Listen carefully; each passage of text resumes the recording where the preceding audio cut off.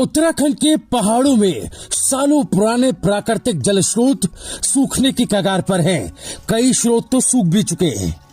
इस चिंता और परेशानी में डाल देने वाली खबर के बीच एक उम्मीद की किरण जगाई है वैज्ञानिकों ने।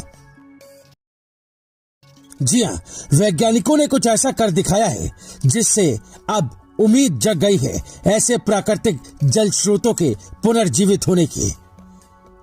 वैज्ञानिकों ने कारनामा किया टिहरी के 3 गांव में, थान, सुनारकोट और टिपली। ये 3 गांव जहां के सालों पुराने जल स्रोत सूख चुके थे। यहां अध्ययन करने के बाद वैज्ञानिकों ने इसे पुनर्जीवित कर दिया। दरअसल नेशनल हिमालयन स्टडी मिशन के प्रोजेक्ट के तहत 3 साल से ये कोशिश चल रही थी जो अब रंग लाई है। आपको बता दें, उत्तराखंड में प्राकृतिक जल स्रोत तेजी से सूख रहे हैं। 461 जल स्रोत ऐसे जिसमें 76% से ज्यादा पानी सूख चुका है। 1290 जल स्रोत ऐसे जिनमें 51 से 75% पानी जो है वो सूख चुका है और 2873 जल स्रोत ऐसे हैं जिनमें 50% तक पानी कम हो चुका है। अब इन्हें बचाने के लिए लगातार कई कोशिशें की जा रही है। इसी सिलसिले में TERI school of advance studies Delhi, DAV PG college और जल संस्थान ने संयुक्त रूप से यानी मिलकर टिहरी के 5 गांव टिपली, सुनारकोट, खाकर, थान और बिडन का अध्ययन किया। यहाँ के जल स्रोतों में महज 15 से 25% तक ही पानी बचा था, जिससे हजारों की आबादी चिंतित थी। 3 साल की मेहनत के बाद टिपली, सुनारकोट और थान गांव के जल स्रोत पुनर्जीवित हुए और 80% से ज्यादा जल लोगों को मिलने लगा। आपको बता दें, ये पूरा प्रोजेक्ट 1 करोड़ 60 लाख का है, जो सभी सूखते हुए जल स्रोतों के लिए एक नई उम्मीद जगा रहा है। वैज्ञानिकों ने जनवरी 2019 से इस प्रोजेक्ट पर काम करना शुरू किया था, जो कि दिसंबर 2022 में पूरा हुआ। हाल ही में वाडिया इंस्टीट्यूट में इसका प्रस्तुतिकरण हुआ। फिलहाल इन सभी जल स्रोतों की निगरानी की जा रही है।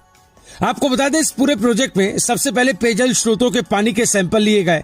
इसके बाद वाडिया इंस्टीट्यूट की मदद से इन गांवों का आइसोटोपिक सर्वेक्षण किया गया।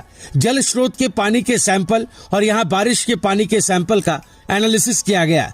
वैज्ञानिकों ने प्रमुख तौर पर इन जल स्रोतों के रिचार्ज जोन की तलाश की। इसके बाद यहां चाल, खाल और दूसरे सिविल काम किए गए, जिससे बरसात का पानी इकट्ठा होकर पेयजल स्रोत को रिचार्ज कर सके। इसके अलावा यहाँ बांज, भीमल, गुड़ियाल और बेड़ू का बड़े पैमाने पर पौधारोपण किया गया। साइंटिस्ट का कहना है कि इन पौधों के रोपण से जहाँ वातावरण में नमी होती है तो वहीं जमीन में भी नमी रहती है। आपको बता दें कि उत्तराखंड में भूजल का स्तर भी तेजी से गिर रहा है।